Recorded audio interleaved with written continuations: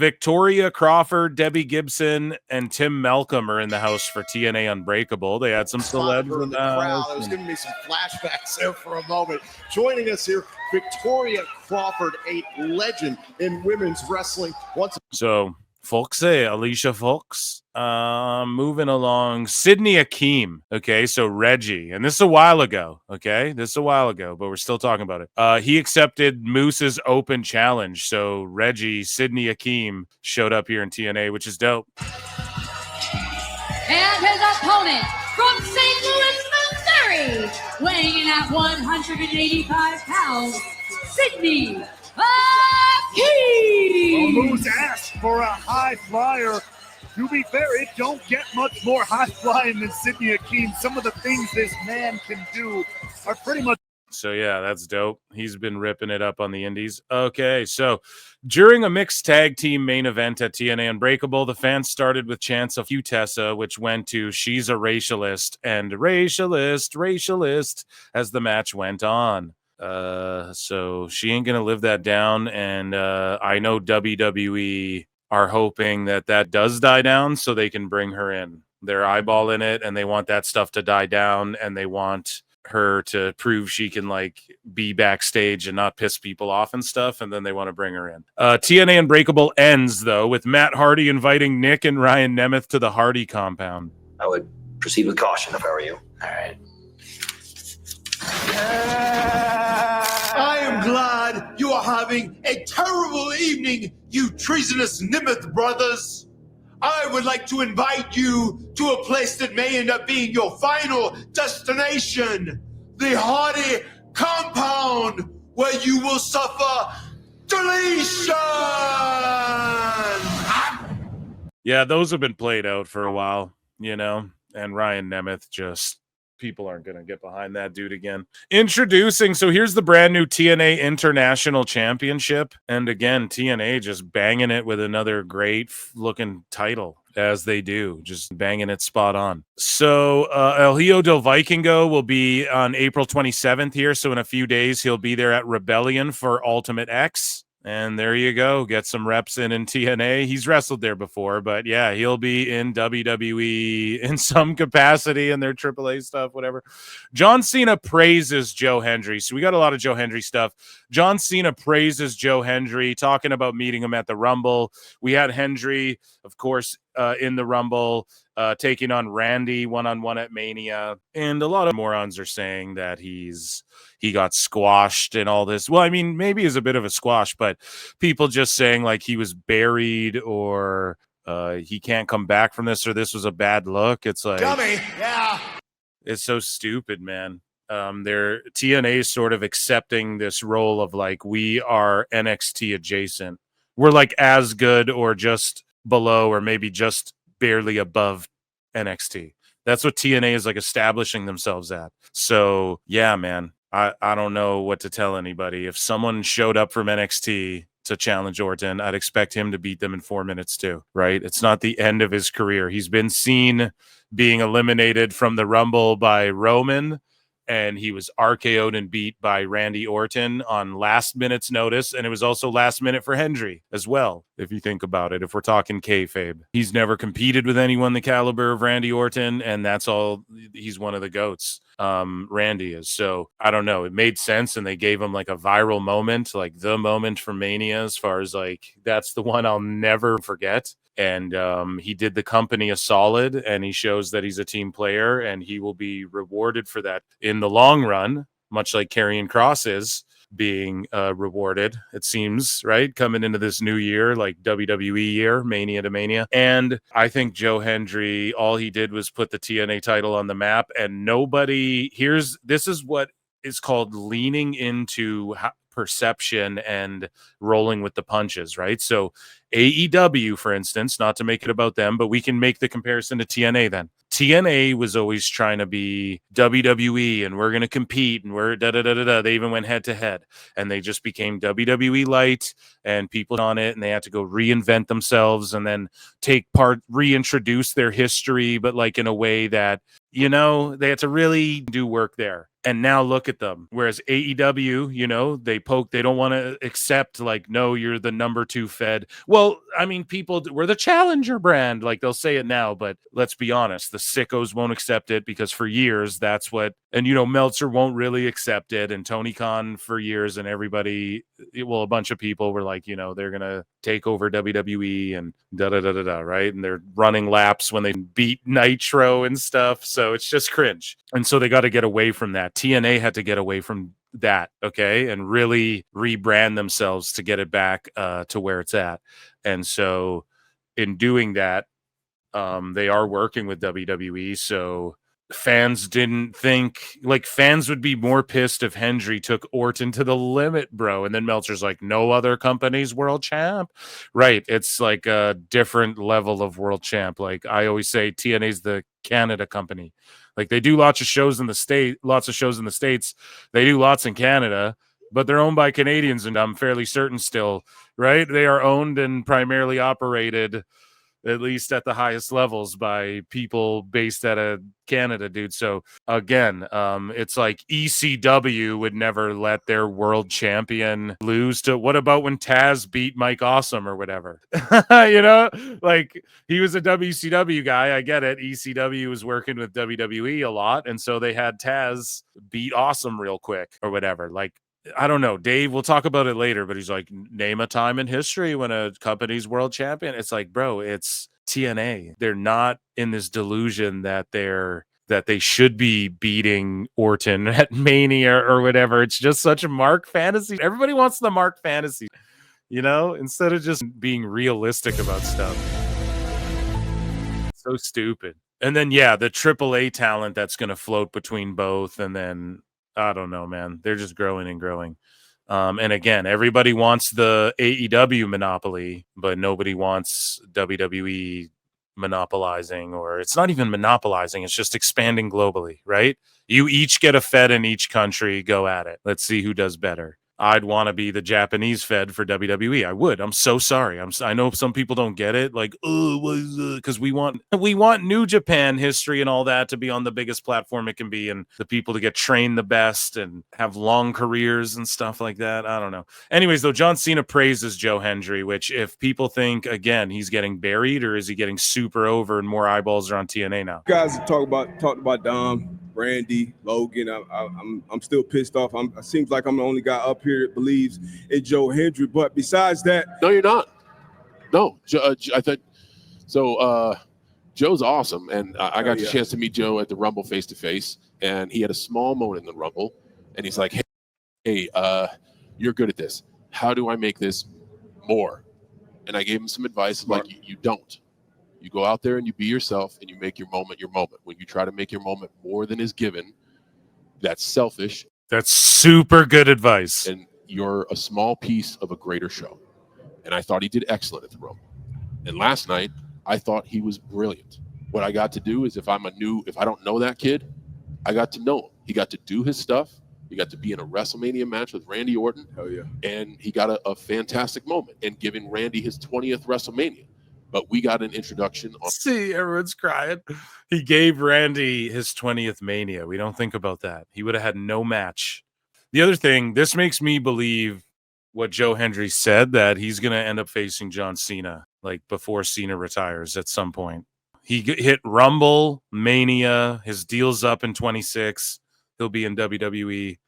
You don't think he just puts Cena over one time? I don't know, man. He just did it for Orton. He is the TNA champ. I just don't see them, like, John Cena's not going to fight him in TNA or something, right? Especially with the whole gimmick. I have 27 appearances left, right? But Hendry losing to Cena on like a SmackDown or something, I could totally see that. On a large level to Joe Hendry. Just because I didn't bring his name up doesn't mean I'm sour on the kid. No. I think he's going to. Or like it ends in DQ or something, but he wrestles Cena.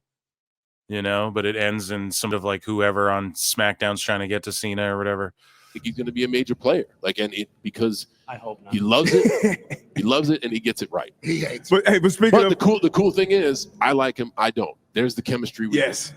So So you Cena again dropping bars. He just goes, see again. He points to two different people. You like him, you don't. That's how you make money right there. He's got a great mind. Yeah, I'm so down, man. I can't wait till Hendry's like taking over SmackDown and he'll be like a GM one day. AJ Styles shares that TNA did want him in their Hall of Fame, but Styles felt that it was a little disrespectful to WWE at the time. There you go, man. Styles wants to be in the Hall of Fame after he's retired. Definitely. So he'll go do them both, but yeah, when he's retired, then start asking him to be in Hall of Fames, not while he's wrestling. So here's Joe Hendry on Busted Open Radio again, just dropping bars about what this experience was, and he gets it. And he responds to people saying he was diminished or squashed or buried or whatever. Do you know what CM Punk told me? We had a great conversation afterwards, and CM Punk told me that was exactly how it should have gone. And if it had gone longer, I think it would have worked out worse for me. There is no shame in taking the RKO and losing to a legend like Randy Orton. You have different tone, different inflection. Last night did something to you, didn't it? 100%. What did it do to you?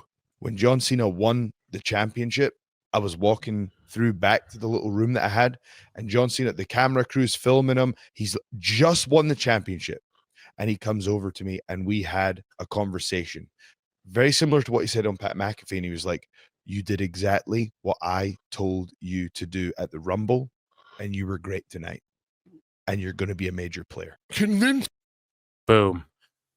the four of us. And he was on NXT, by the way, which is dope. But when he's signed to WWE, like you're signed with us, no NXT. He'll just be on Raw or SmackDown, straight from TNA. Us why the second RKO was a good thing. If you remember when Matt Riddle was tag team partners with Randy Orton, he was welcomed to the club. It was like, hey, you're here. Now listen to Hendry not only break down psychologically, but also in kayfabe why these sickos and these sons of bitches, he got squashed and buried. They're done. Thank you. You buy. Boom. Stupid idiot.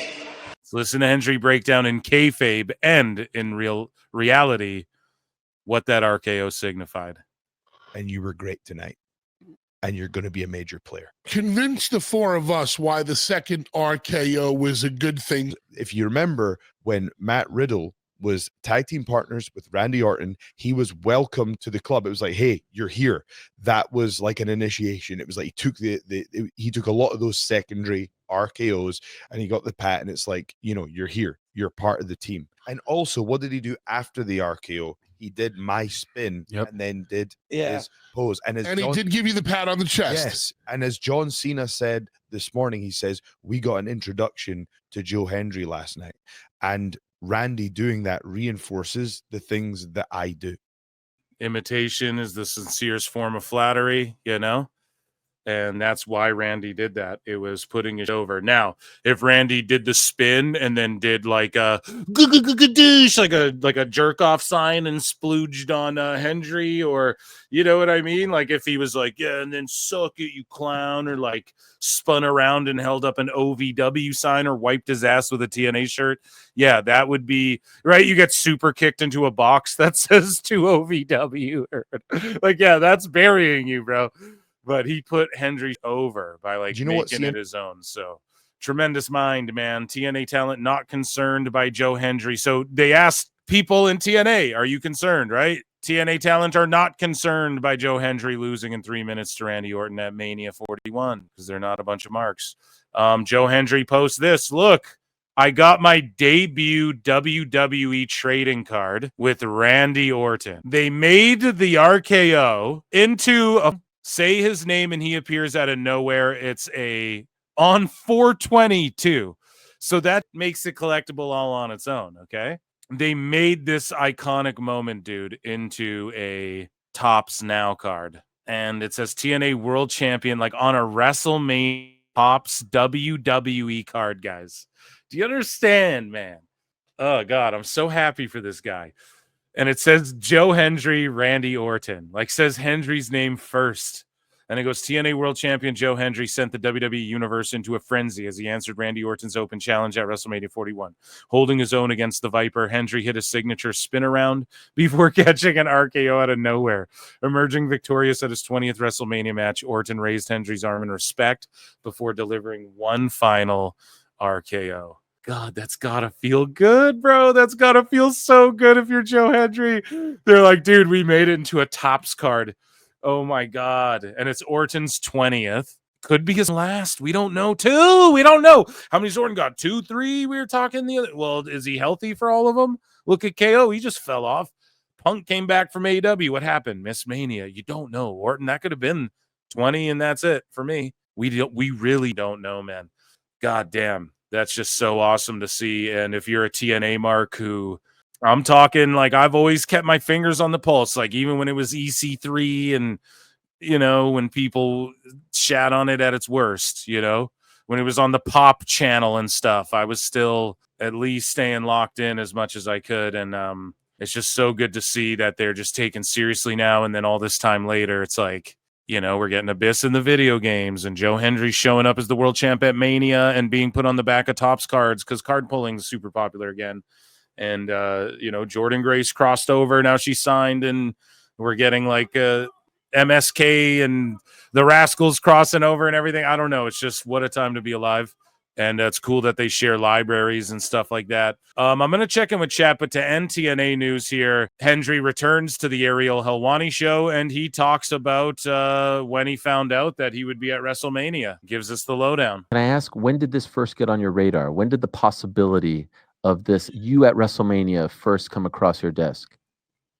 So I've actually never answered this question. I've evaded this question every time someone has asked it. But Ariel, because it's you, yes, I will answer it. Thank you, my friend. I found out about a week before. I had to sit on this for a week. Wow. Tell me, what's that call like? Where are you? What, like, can you paint the picture for us? I can't imagine what's going on in your mind when you get this call. So I was in the airport, and I got a text from Triple H saying, can you talk? And I was at WWE World. I was scheduled to be there to be signing things. I thought, it might be something to the effect of, they've got the Slammies, or it might be like, doing a promo at WWE World. So I'm kind of expecting that's what the call is going to be. And Triple H says, listen, I'm sure you're aware that Randy needs an opponent. And yeah, that threw me off completely. Wow. I was in a state of shock, but I just, I knew there was a job to be done. I knew in my mind, but when I approach these things, I just thought I want to bring as much value as possible, and I want this to be the best moment that we can possibly make it. And I'm so proud of what we did out there. That shot of the spin around into the RKO, it's now been made into a trading card. I think it was a really fun moment for the fans. Walk into the ring in front of 60,000 people. It was a huge moment for me, and what an honor to share the ring with Randy Orton. I just wrestled Randy Orton at WrestleMania. What is going on? Yeah, dude, I just wrestled Orton at Mania. Sorry, I'm also watching Dynamite. It's incredible. And I loved your tweet right after saying that exact same thing. Can I ask, and we'll get to the match in a moment, who's the first call when you hang up with Triple H? You can't tell anybody. I had to sell. You can't even tell like your brother? You can't tell your someone, like, I don't know, a best friend? I had to sit on this for a week. Wow. As far as I know, on our side of things, there were I believe 2 people that had to know business-wise. Round of applause for Joe Hendry and miscellaneous news. Master P's making everybody say along with Samoa Joe. We're gonna lock in for that. Check that out for sure.